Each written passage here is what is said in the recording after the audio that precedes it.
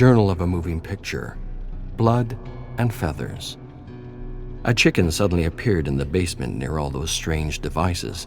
We chased it up and down the tower until finally Elaine caught it and, grabbing the bird by the legs, continuously pummeled it against the stone floor until the whole room filled with blood, feathers, and screams. She seemed a little disturbed by her sudden loss of control. We all were. With the torn chicken legs still in her hands, she kept on mumbling repeatedly that she's usually quite patient and in control, and for the life of her, she did not understand the emotions that had suddenly and temporarily hijacked her. We consoled poor Elaine as we gathered the chunks of poultry and prepared a delicious meal. A good scene to include in the picture for levity. Journal of a Moving Picture, Never Forgotten. Elaine Fairfield told me how she met Ama Kumura in the parks. They met in a group dedicated to finding missing loved ones, led by a brother who had lost his sister while investigating strange yet similar disappearances. The group eventually figured out a way to enter this cosmic hell with the brother's research, but were somehow separated along the way. She says they were attacked by a creature she couldn't really describe, but it seemed to be everywhere and nowhere at the same time. I didn't really understand what she was going on about. Whatever it was, I'm glad they found me and pulled me out of the bear trap when they did. I'm also glad the brother entrusted Mr. Park with the research before they were separated. And I hope there's something in there that will help us return home. Otherwise, we'll probably end up doing to each other what Elaine did to that poor chicken. On that note, Yasmin Kassir didn't find the chicken incident very funny, nor did she think it would make a good scene in a movie picture. I'm not sure she represents the target audience I'm after.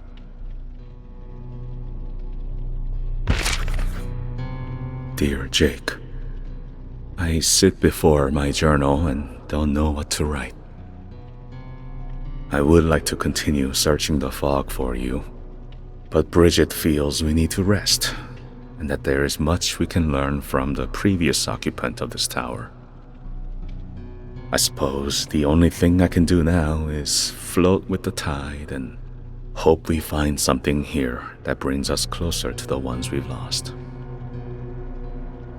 A few of us gathered around a small fire in the study and told stories about loved ones we've all heard 100 times but acted like it's the first time.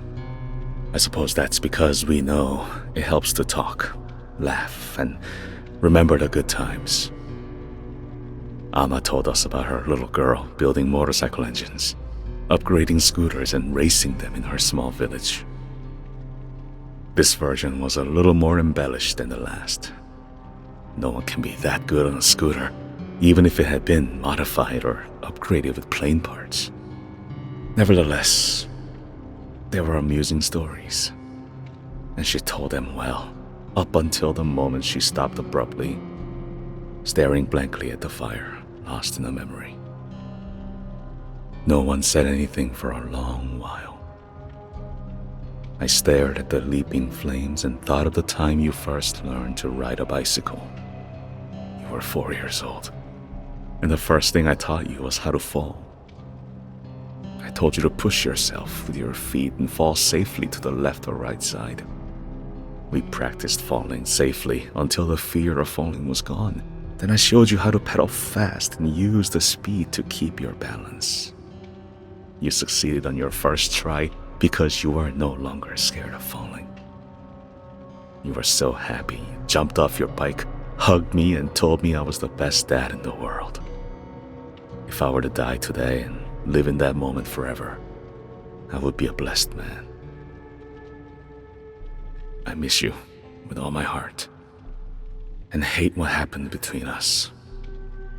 I only hope for another chance to make things right. Chamber of Blood, Day of Night, Jaden, 1. 23-year-old Jaden pushed through the fog as he approached the entrance of an abandoned motel.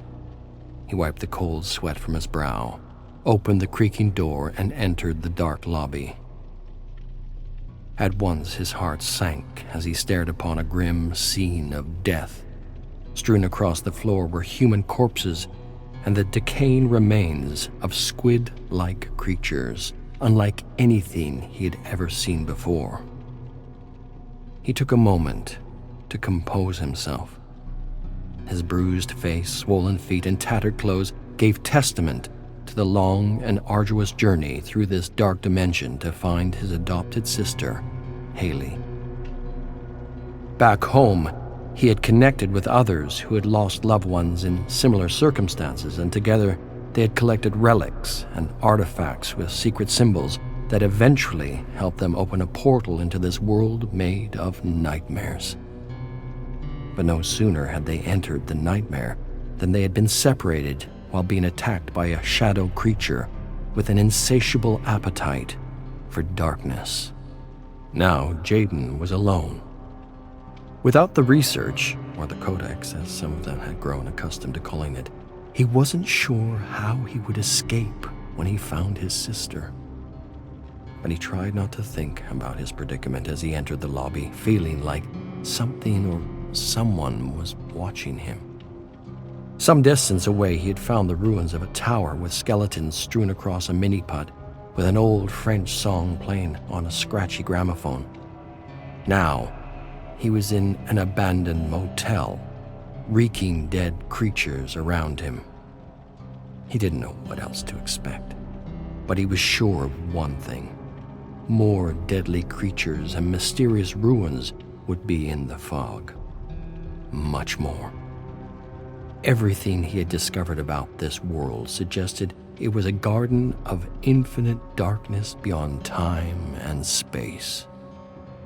Death, he had read, was not an escape.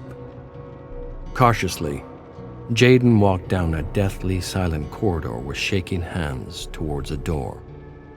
Above the door, an exit sign blinked in and out of existence. The only sign of life was a rat the size of a dog chewing on the putrid flesh of one of the bloated squid creatures. As he passed a pile of bodies, he felt something behind him. He turned to see a sudden flash. An instant later, he was staring down the edge of a gleaming katana. He gasped as he found himself staring at a woman in a red and black kimono.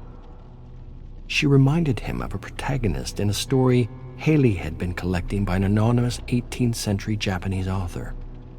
"Saku, wait!"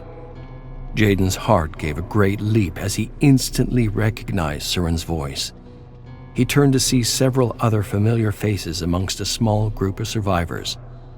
Beyond the faces, he recognized Olivia, Sean, and Elias. He thought he saw Haley's estranged uncle, Mahan, in blood-stained fatigues, carrying a semi-automatic rifle. Surin urgently turned to face a woman beside him, Ariella. He said, "Tell Saku we know him.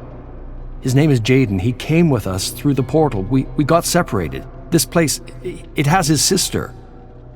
Ariella nodded, then gently placed her hand on Saku's wrist, translating Surin's words into Japanese. Within moments, Saku nodded her understanding and lowered her katana. Jaden breathed again as Surin tossed him a rifle and a rusty machete, then introduced him to the new members of the group and told everyone to prepare for another assault from the fog. An instant later, they dispersed to barricade and fortify the motel.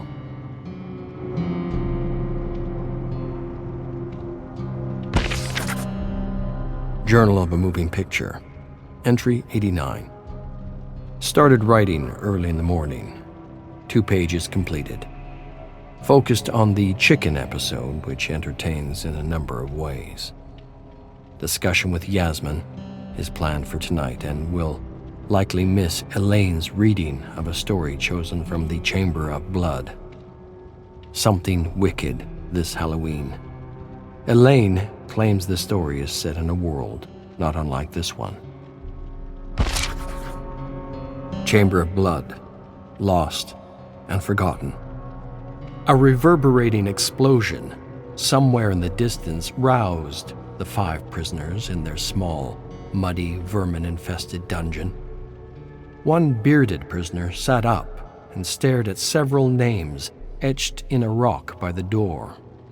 It read, Amar Singh, 1914, Adama Komba, 1915, Omar Halimi, 1916, Amrik, 1917, Roop, 1917.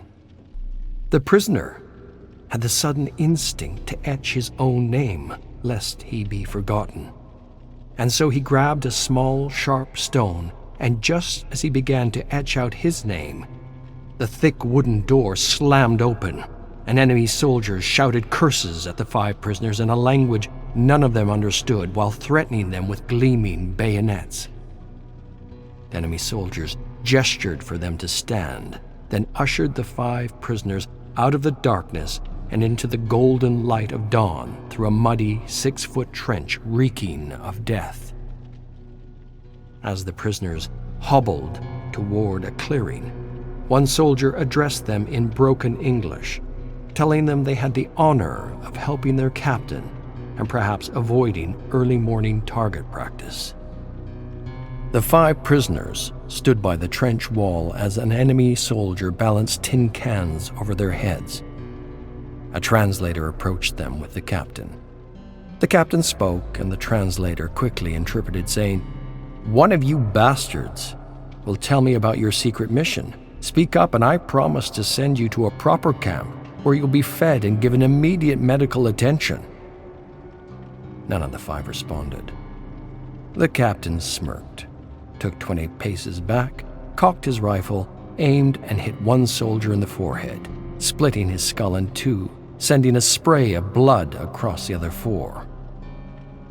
The captain regarded them, hesitated, then cocked the rifle again. A sudden crack, and another prisoner fell as the captain mockingly apologized for his terrible aim. With a laugh, the captain aimed the rifle, squeezed the trigger, and hit the tin can off the next prisoner. The can fell against the sandbags lining the trench. The captain prepared his rifle and shifted his aim to the next prisoner. The prisoner stared at the rifle, closed his eyes, and repeated a phrase in an unknown language that resembled Latin. And just as the captain made to pull the trigger, a sudden, piercing whistle suddenly caught everyone's attention. By the time the captain looked up, it was already too late, and he was reduced to fleshy fragments and bone shrapnel by an 18-pounder. The bearded prisoner crawled on the ground toward a trembling hand sticking out of a pile of debris. He frantically dug through the dirt and rubble as muffled screams and explosions filled his ears. Breathing hard, he managed to dig out one face and then another. Then he rose on shaking legs, grabbed one prisoner by the uniform, and pulled him to his feet. Together they yanked the other prisoner from the mountain of rubble and took a moment to gather themselves. Limping and coughing, they grabbed rifles from the ground, rushed towards a ladder, and climbed over the trench and into the barren wasteland. Leaping over decomposing horses, the fleeing prisoners fell into a massive crater as bullets thumped in the mud all around them. As they desperately scrambled out, jumping over bodies and rats and pushing through clouds of flies, they suddenly and unexpectedly entered a maze of barbed wire attached to the scorched remains of trees. Pushing their way out of the maze, they once again entered a clearing and sprinted away without looking back until they heard the rumble of an engine in the sky. They turned to see the plane. One prisoner froze, grabbed his rifle, and aimed as the plane approached them. Holding his breath, he pulled the trigger. Large crows took flight from corpses. The bullets screamed through the air and missed. He cocked the rifle again, calmed his nerves, and waiting for the right moment, squeezed the trigger. This time, the bullet howled through the sky and hammered straight through the pilot's hardened face. A moment later, the plane rose, then span wildly out of control. The prisoners watched in disbelief as the plane crashed into their pursuers, crushing and cutting and burning them up in a swirling ball of fire. As they took in the grisly scene, the world seemed to tremble violently, and the ground beneath their feet instantly disappeared. The 3 prisoners fell, arms flailing, into a massive sinkhole as dust, soot, and barbed wire covered them. When the dust settled, the 3 prisoners surveyed their surroundings to discover they were in an ancient temple immersed in a strange black fog. Arcane symbols were etched into the surrounding walls. Their secret mission was a success. They had discovered the lost temple. Now, all they had to do was report their discovery to the newly formed Intelligence Division. And so the prisoners desperately climbed out and found themselves in familiar, yet unfamiliar territory. The bleak, body-ridden landscape seemed like no man's land, but there was something strange about the scene. All around were maze-like walls of barbed wire and scorched trees where bodies dangled from hooks that glistened red under a hunter's moon. Each prisoner stared at the bodies and the hooks, confused, each wondering if they had been there before. The sudden high-pitched buzz of a chainsaw startled the prisoners, and they instinctively took cover beside a burning tank. As a cloud of heaving black fog approached them, they knew something was different with the hell they had grown accustomed to for the last 3 years. They sensed that they had somehow discovered something lost and forgotten to time in the hidden temple, or that this lost and forgotten thing had somehow discovered them. And that this thing, this ancient thing, whatever it was, had pushed them out of the frying pan and into the cosmic fire.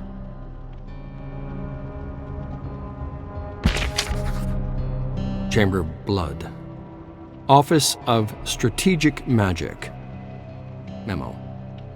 Concerning Dr. Stomper, we are concerned about having Stomper lead subproject 774.